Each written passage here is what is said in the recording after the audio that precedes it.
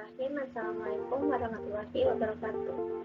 Perkenalkan, nama saya Kayha Zahra Effendi dengan NIM 122223 dari Prodi S1 Administrasi Niaga semester 2, mata kuliah Sistem Ekonomi Indonesia, dengan dosen pengampu Bapak Sani Saputra, Sarjana Ekonomi Magister Manajemen, IDN 2120067401, dan Ibu Hani Ari Rahmani, Sarjana Pendidikan Magister Pendidikan, dengan NIDN 04010180013. Di sini saya akan mempresentasikan mengenai beberapa hal yang berkaitan dengan sistem ekonomi Indonesia guna memenuhi tugas UAS saya. Berikut adalah penjelasannya. Pokok pembahasan: 1. Sistem keuangan dan moneter. 2. Sistem fiskal, kebijakan fiskal dan moneter. 3. Neraca pembayaran. 4. Kependudukan dan tenaga kerja. 5. Masalah pertanian, industri, perdagangan, dan pangan. 6. Pembangunan ekonomi daerah. 7. Sistem ekonomi Indonesia di era revolusi industri 4.0.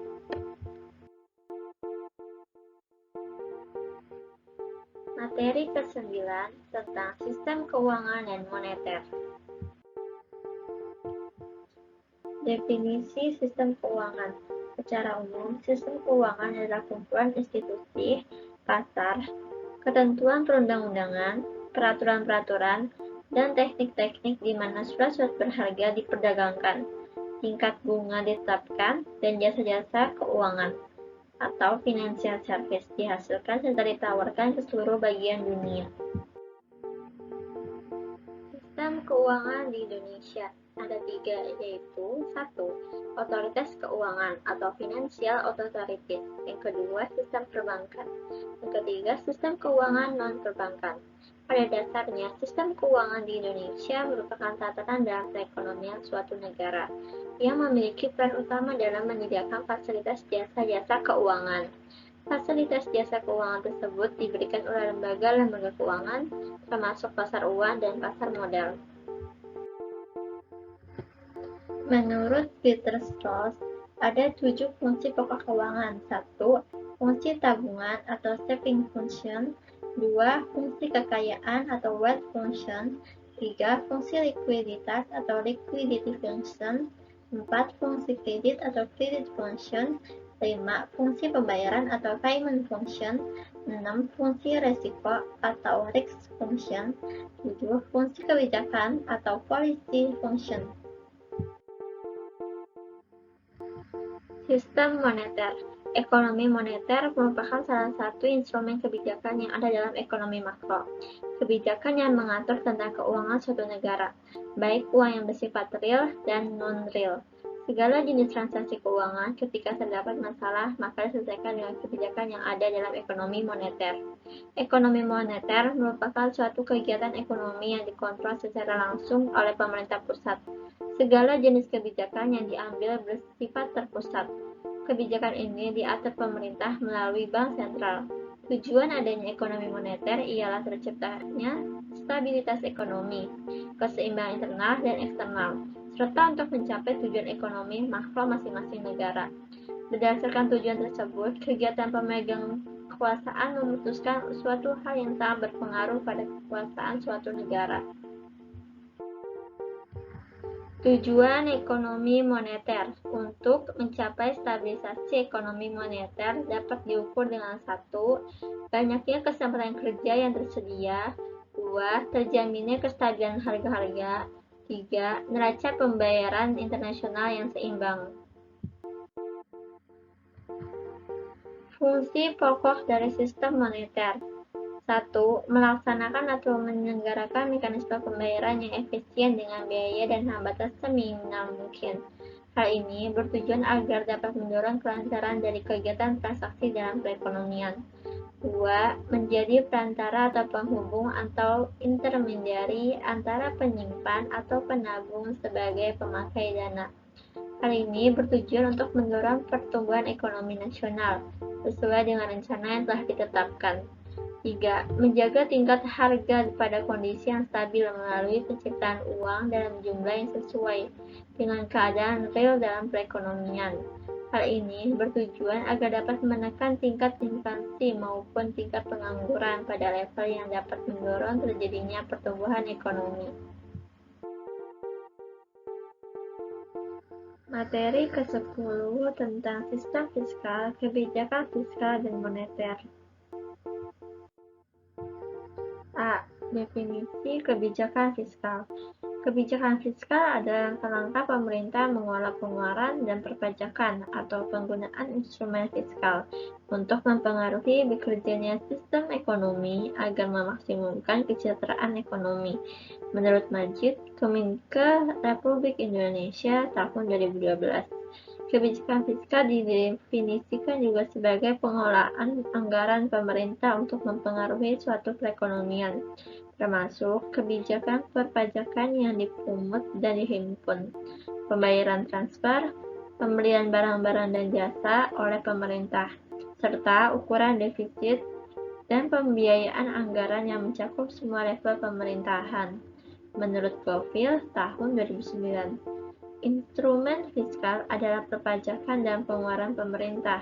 Kebijakan fiskal diterapkan oleh pemerintah sebagai bukti untuk mengatur jalannya perekonomian negara Indonesia. B. Tujuan kebijakan fiskal. 1. Menjaga dan mengembangkan perekonomian negara. 2. Meningkatkan kualitas SDM. 3. Menjaga stabilitas harga barang. 4. Mendorong investasi. C. Jenis kebijakan fiskal. Kebijakan fiskal terbagi menjadi dua, yaitu ekspansif dan kontraktif. Kebijakan fiskal ekspansif ini dilakukan dengan cara menaikkan belanja negara dan menurunkan tingkat pajak, sedangkan kebijakan fiskal kontraktif dilakukan untuk menurunkan daya beli dan mengatasi inflasi dengan cara menurunkan belanja negara serta menaikkan tingkat pajak. D. Instrumen kebijakan fiskal. Ada 3 instrumen kebijakan fiskal. Yang pertama, pajak. Yang kedua, obligasi publik. Yang ketiga, pengeluaran belanja. Selanjutnya, E. Bentuk kebijakan fiskal di Indonesia. Ada 3 bentuk kebijakan fiskal yang diterapkan di Indonesia. A. Subsidi BBM. B. Taks amnesti atau pembebasan pajak. C. Penetapan harga eceran tertinggi. A. Definisi kebijakan moneter. Kebijakan moneter adalah keputusan yang diambil oleh pemerintah dalam rangka menunjang aktivitas ekonomi melalui berbagai hal yang berkaitan dengan penetapan jumlah peredaran uang di masyarakat. Tujuan utama kebijakan moneter adalah menjaga kestabilan ketersediaan uang suatu negara. Karena persediaan uang negara mempengaruhi berbagai aktivitas ekonomi, seperti inflasi, suku bunga, bank, dan sebagainya. Oleh sebab itu, penanggung jawab dan pelaksanaan kebijakan moneter di Indonesia, yaitu Bank Indonesia selaku Bank Sentral di Indonesia. Hal ini didasari pada Undang-Undang Nomor 23 Tahun 1999 mengenai kebijakan moneter Bank Indonesia. B. Tujuan kebijakan moneter. 1. Mengendalikan inflasi. 2. Menjamin stabilitas ekonomi. 3. Meningkatkan lapangan pekerjaan. 4. Mendorongnya pertumbuhan ekonomi. 5. Melindungi stabilitas harga barang di pasar. C. Jenis kebijakan moneter. Kebijakan moneter terbagi menjadi 2 jenis, yaitu kebijakan moneter ekspansif dan kebijakan moneter kontraktif. Jenis kebijakan moneter yang melakukan pengolahan dari pengaturan peredaran uang dalam aktivitas ekonomi disebut kebijakan moneter ekspansif. Dalam hal ini, tujuan utamanya meningkatkan peredaran uang di masyarakat sehingga roda perekonomian meningkat. Wujud dari jenis kebijakan moneter ini melalui peningkatan pembelian sekuritas pemerintah oleh Bank Indonesia, penurunan suku bunga, menurunkan persyaratan cadangan untuk bank, Dampak kebijakan ini tak hanya merangsang kegiatan bisnis atau daya beli konsumen, tapi juga mengurangi tingkat pengangguran. Sedangkan kebijakan moneter kontraktif ialah kebijakan moneter yang dimana kebijakan diambil sebagai langkah mengurangi peredaran uang di masyarakat saat terjadi inflasi. Hal ini diwujudkan melalui penjualan obligasi pemerintah, peningkatan suku bunga bank, dan peningkatan persyaratan cadangan untuk bank. D. Instrumen kebijakan moneter. Ada 3 contoh instrumen kebijakan moneter. 1. Kebijakan diskonto atau discount rate. 2. Operasi pasar terbuka. 3. Penetapan suku bunga acuan imbauan moral. Selanjutnya, bentuk kebijakan moneter di Indonesia, yaitu pelaksanaan kredit langsung oleh Bank Indonesia, penerbitan surat utang negara, penyediaan fasilitas overdraft, dan program inflasi rupiah.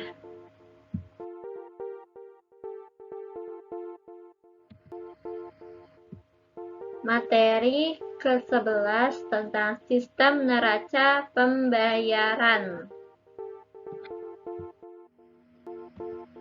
Definisi neraca pembayaran. Neraca pembayaran atau balance of payment disingkat BOP adalah gerakan yang dilakukan secara sistemik atas keseluruhan transaksi ekonomi yang dilakukan oleh suatu negara dengan negara lainnya yang berupa perdagangan barang dan jasa, transfer keuangan, dan moneter antara penduduk Indonesia dengan penduduk luar negeri selama satu periode tertentu. Sedangkan dalam Kamus Besar Bahasa Indonesia atau KBBI, neraca pembayaran berarti perbandingan penerimaan uang antara dua negara dalam perdagangan dunia. Daftar perkiraan yang terperinci tentang transaksi perdagangan yang diselenggarakan oleh negara dalam jangka waktu tertentu. Secara sederhana, neraca pembayaran merupakan suatu catatan sistematis dalam transaksi ekonomi perdagangan internasional yang dilakukan dalam jangka waktu satu periode. Transaksi neraca pembayaran. Di Indonesia, transaksi neraca pembayaran dikelompokkan menjadi 3, yaitu transaksi berjalan, transaksi modal, dan transaksi finansial. Setiap transaksi memiliki perannya masing-masing. Berikut ini transaksi neraca pembayaran serta perannya. A. Transaksi berjalan. Transaksi berjalan adalah transaksi yang berkaitan dengan ekspor dan impor berupa barang dan jasa dalam kurun waktu 1 tahun. B. Transaksi modal. Modal biasanya dipakai untuk mencatat hasil bersih yang diperoleh dalam transaksi pengeluaran dan pendapatan modal. Transaksi modal terdiri dari aset tetap dan hibah investasi. C. Transaksi finansial. Transaksi finansial adalah transaksi yang memberitahukan perubahan kepemilikan aset dan kewajiban finansial luar negeri dalam waktu satu periode. Jenis-jenis neraca pembayaran. Pada dasarnya, neraca pembayaran terdiri dari debit dan kredit. Pada neraca pembayaran, kredit berfungsi untuk mencatat semua transaksi yang menghasilkan devisa atau memberikan tagihan terhadap luar negeri. Sedangkan debit berfungsi untuk mencatat semua transaksi yang berkaitan dengan pengurangan jumlah devisa. Neraca pembayaran terdiri dari 3 jenis. Yang pertama, neraca pembayaran defisit. Kedua, neraca pembayaran surplus. Dan yang ketiga, neraca pembayaran seimbang. Fungsi neraca pembayaran. Neraca pembayaran memiliki beberapa fungsi. Fungsi-fungsi neraca pembayaran diantaranya yaitu 1. Sebagai bahan pemerintah dalam mengambil keputusan di bidang perdagangan internasional. Sebagai bahan pemerintah dalam membuat keputusan atau kebijakan moneter yang dilakukan oleh suatu negara. Sebagai alat untuk mengukur atau menilai keadaan ekonomi yang berhubungan dengan transaksi ekonomi internasional dalam suatu negara. Sebagai data-data keuangan internasional. Tujuan neraca pembayaran yaitu untuk mengetahui keadaan perekonomian dalam hubungan internasional suatu negara, untuk mengetahui sumber daya yang ada di setiap negara, untuk mengetahui besar anggaran devisa yang diperlukan dalam transaksi ekonomi internasional, untuk mengetahui langkah-langkah yang harus diambil dalam bidang transaksi ekonomi. Dan terakhir, untuk mengetahui permasalahan ekonomi dalam negeri yang ada pada suatu negara. Komponen-komponen neraca pembayaran ada 5 komponen. Yang pertama, neraca perdagangan, kedua, neraca hasil modal, ketiga, neraca lalu lintas moneter, keempat, neraca lalu lintas modal, yang kelima dan yang terakhir, neraca jasa. Materi ke-12 tentang kependudukan dan tenaga kerja. Pengertian penduduk. Penduduk adalah warga negara Indonesia dan orang asing yang bertempat tinggal di Indonesia. Kependudukan adalah hal yang ikhwal yang berkaitan dengan jumlah, struktur, umur, jenis kelamin, agama, kelahiran, perkawinan, kehamilan, kematian, persebaran, mobilitas, dan kualitas serta ketahanan yang menyangkut politik, ekonomi, sosial, dan budaya. Tenaga kerja. Tenaga kerja adalah penduduk dalam usia kerja yang siap melakukan pekerjaan, antara lain mereka yang sudah bekerja, mereka yang sedang mencari pekerjaan, mereka yang sedang bersekolah, dan mereka yang mengurus rumah tangga. Menurut MT Rionga dan Yoga Firdaus tahun 2007 halaman 2. Sedangkan menurut pendapat Sumitro Jojo Hadikusumo tahun 1987 mengenai arti tenaga kerja adalah semua orang yang bersedia dan sanggup bekerja, termasuk mereka yang menganggur meskipun tersedia dan sanggup bekerja, dan mereka yang menganggur terpaksa akibat tidak ada kesempatan kerja. Piramida penduduk. Piramida penduduk terbagi menjadi 3 tingkatan. Tingkatan awal, piramida penduduk muda. Dilanjut pertengahan, piramida stasioner, dan tingkatan piramida terakhir adalah piramida penduduk tua. Faktor penyebab kesenjangan jumlah pencari kerja dan lapangan kerja. Faktor-faktornya yaitu pertumbuhan kesempatan kerja yang kecil, kualitas pendidikannya rendah, dan yang terakhir, irrelevansi jurusan atau keahlian. Permasalahan ketenaga kerjaan di Indonesia. Berikut adalah permasalahan ketenaga kerjaan di Indonesia, yaitu keterampilan tenaga kerja rendah, akses informasi lapangan kerja rendah, lapangan kerja tidak sesuai dengan pendidikan, upah kecil, lalu yang terakhir kualitas pendidikan rendah. Materi ke-13 tentang masalah pertanian, industri, perdagangan, dan pangan. Kondisi pertanian di Indonesia. Indonesia terkenal dengan negara agraris karena sebagian penduduknya bekerja di sektor pertanian. Di dalamnya, petani merupakan pelaku utama dalam sektor pertanian yang berperan penting dalam mewujudkan ketahanan pangan. Melalui petani, kebutuhan pangan rumah tangga hingga bahan baku industri dapat terpenuhi dengan baik. Namun, petani seringkali dihadapkan dengan berbagai permasalahan yang rumit, dan tak jarang permasalahan tersebut justru menyebabkan kerugian besar bagi mereka. Tak tanggung-tanggung, masalah tersebut muncul setiap tahun dan masih menjadi misteri dalam penyelesaiannya. Masalah sektor pertanian. Dalam sektor pertanian, sering terjadi atau munculnya masalah-masalah, antara lain, petani dipandang sebelah mata, krisis regenerasi petani muda, rantai niaga yang merugikan petani, kurangnya modal bagi petani, dan yang terakhir, teknik budidaya yang kurang presisi. Solusi permasalahan sektor pertanian yaitu dengan cara meningkatkan produktivitas, yaitu dengan peningkatan atau perbaikan dalam cara produksi, Diversifikasi pangan lokal. Ini dapat dilakukan dengan berbagai cara, diantaranya yaitu dengan melakukan pemberdayaan masyarakat seperti publikasi rencana tentang diversifikasi pangan dan sosialisasi. Lalu penguatan cadangan logistik, dan yang terakhir modernisasi pertanian. Pengertian industri.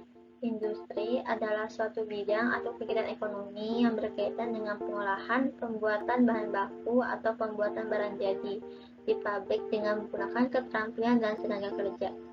Sektor industri merupakan penyumbang terbesar terhadap PDB Indonesia, terutama dari sektor manufaktur yang menyumbang sekitar 73% dari total produksi industri Indonesia. Masalah sektor industri. Berikut ini adalah permasalahan dalam sektor industri, yaitu industri kekurangan bahan baku seperti kondensat, gas, nafta, dan biji besi. Infrastruktur seperti pelabuhan, jalan, dan kawasan industri. Industri kekurangan utility seperti listrik, air, gas, dan pengolahan limbah. Industri kekurangan tenaga terampil dan supervisor. Industri dapat tekanan serbuan produk impor. Solusi permasalahan sektor industri. Salah satu wujud dukungan pemerintah dalam pengembangan sektor industri dilakukan dengan pembangunan kawasan ekonomi strategis yang bertujuan untuk mendorong daya saing sektor industri dengan memberikan insentif kepada kawasan industri atau kawasan ekonomi khusus, serta mendukung pembangunan infrastruktur di sekitar kawasan. Pengertian perdagangan. Perdagangan adalah kegiatan yang terkait dengan transaksi barang atau jasa di dalam negeri dan melampaui batas wilayah negara dengan tujuan pengalihan hak atas barang atau jasa untuk memperoleh imbalan atau kompensasi. Pengembangan sektor perdagangan mengalami berbagai kendala. Kendala yang dihadapinya diantaranya yaitu disebabkan karena adanya pandemi. Masalah sektor perdagangan. Berikut ini adalah permasalahan dalam sektor perdagangan, yaitu rendahnya nilai tukar rupiah terhadap dolar, kurangnya kualitas infrastruktur, sektor industri yang rapuh, perubahan perilaku konsumen, banyaknya produk impor luar yang masuk. Solusi permasalahan sektor perdagangan. Perdagangan dalam negeri menuntut pemerintah membuat beberapa peran kebijakan dan pengendalian. Kebijakan dan pengendalian tersebut mengarah pada peningkatan efisien dan efektivitas distribusi. Kemudian, pemerintah mengambil peran meningkatkan iklim usaha dan kepastian usaha.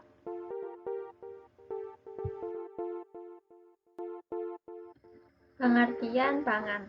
Pangan merupakan segala sesuatu yang berasal dari sumber hayati, produk pertanian, perkebunan, kehutanan, perikanan, peternakan, perairan, dan air, baik yang diolah maupun tidak diolah, yang diperuntukkan sebagai makanan atau minuman bagi konsumsi manusia, termasuk bahan tambahan pangan, bahan baku pangan, dan bahan lainnya yang digunakan dalam proses penyiapan, pengolahan, pembuatan makanan dan minuman.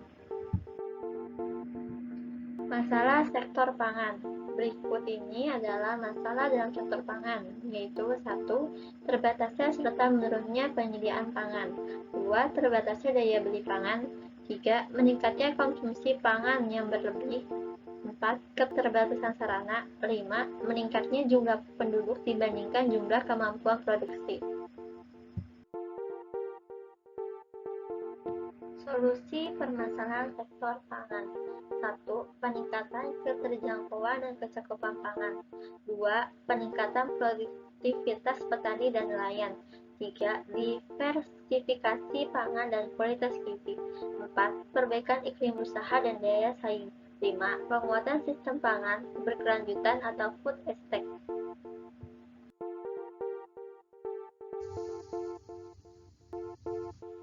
Materi ke-14 tentang pembangunan ekonomi daerah.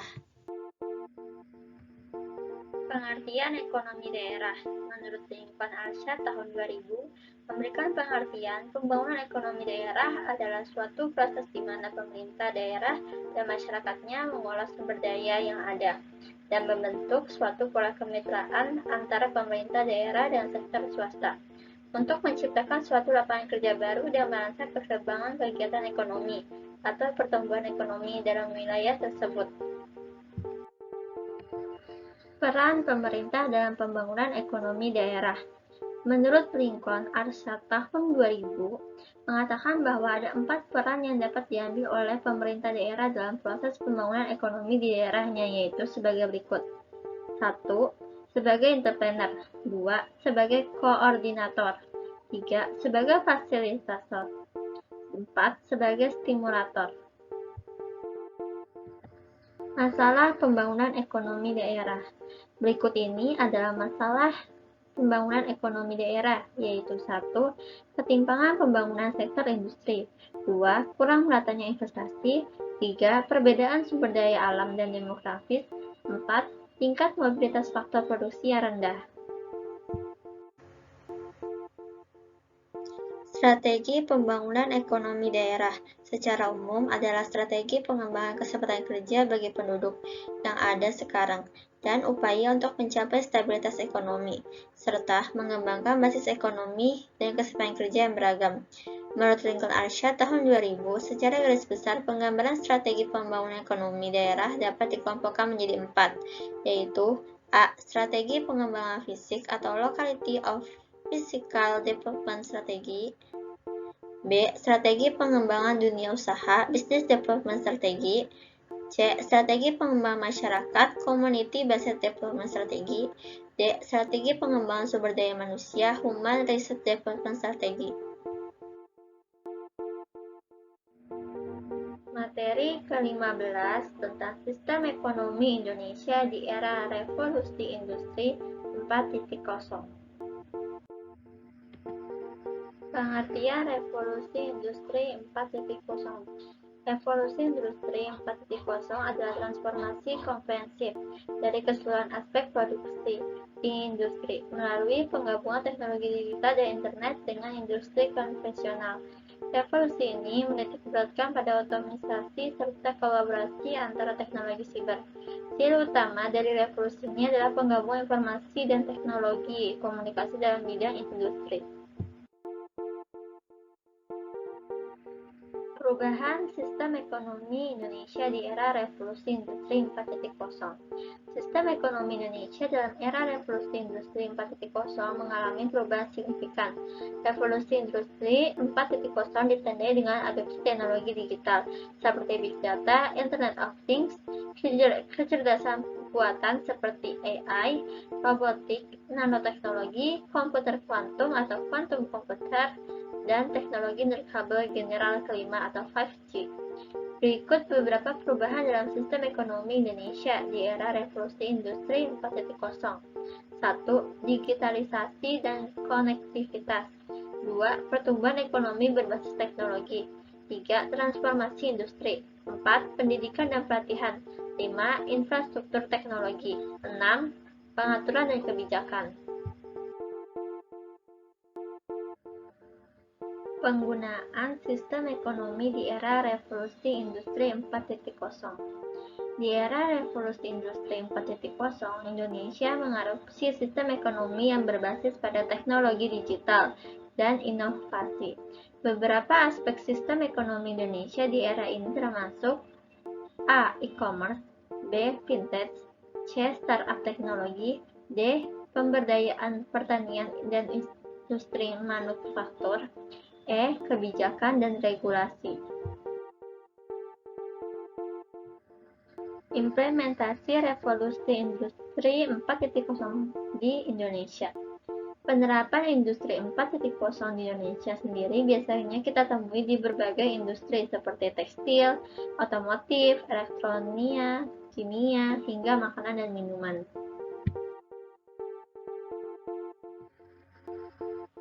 Kesimpulan, sistem ekonomi dan moneter menjadi kunci utama dalam proses pengolahan uang agar tidak terjadi masalah dalam perekonomian Indonesia. Sistem keuangan Indonesia harus memiliki proses pencatatan yang baik dalam lembaga keuangan negara di Indonesia. Dengan ini, tentunya keuangan menjadi lebih stabil dan sistem moneter memegang peran penting untuk stabilitas sistem ekonomi Indonesia. Kebijakan fiskal dan moneter dapat mempengaruhi perekonomian suatu negara dengan cara yang berbeda-beda. Namun, penggunaan yang tepat dan koordinasi yang baik antara kedua kebijakan tersebut dapat membantu mengatasi masalah ekonomi dan mencapai pertumbuhan ekonomi yang lebih baik di Indonesia. Neraca pembayaran sangat penting untuk dimiliki oleh suatu negara. Karena dengan neraca pembayaran, maka suatu negara bisa mengukur besarnya arus dana dari luar negeri, baik dana yang keluar ataupun dana yang masuk. Keluar dan masuknya dana pada transaksi ekonomi internasional menandakan bahwa sektor keuangan suatu negara berjalan dengan semestinya. Neraca pembayaran bisa menjadi indikator yang mempengaruhi tindakan pelaku pasar. Transaksi yang tercatat di dalam neraca pembayaran hanyalah transaksi ekonomi internasional, seperti ekspor dan impor. Sedangkan transaksi bantuan militer atau transaksi sejenisnya tidak dicatat dalam neraca pembayaran.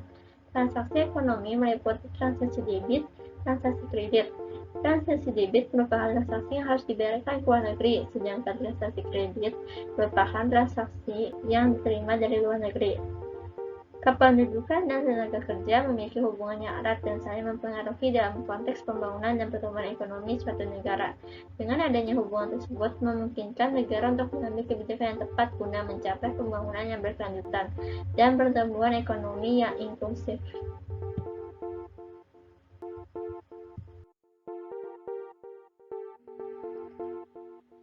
Pertanian, industri, perdagangan, dan pangan merupakan kegiatan ekonomi yang saling berkaitan. Hasil pertanian berupa padi, sayuran, dan buah-buahan yang baik mempengaruhi harga industri pasar dan perdagangan.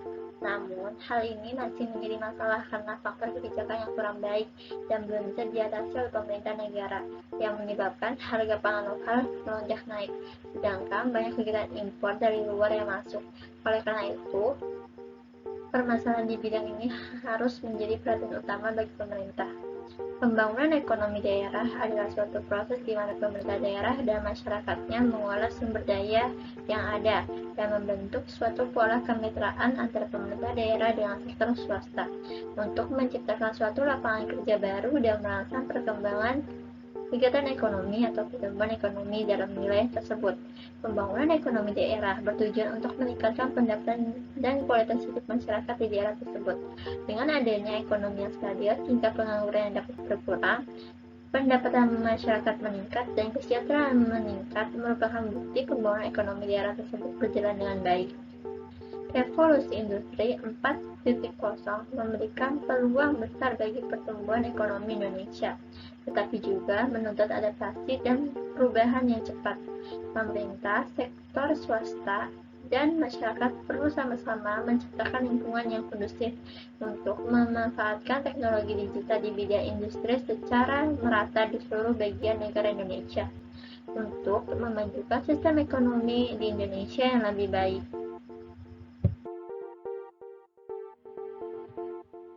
Cukup sekian presentasi yang dapat saya sampaikan mengenai sistem ekonomi Indonesia. Kurang lebihnya mohon maaf bila ada kesalahan kata dalam penyampaian. Wabillahi taufiq wal hidayah. Terima kasih. Wassalamualaikum warahmatullahi wabarakatuh.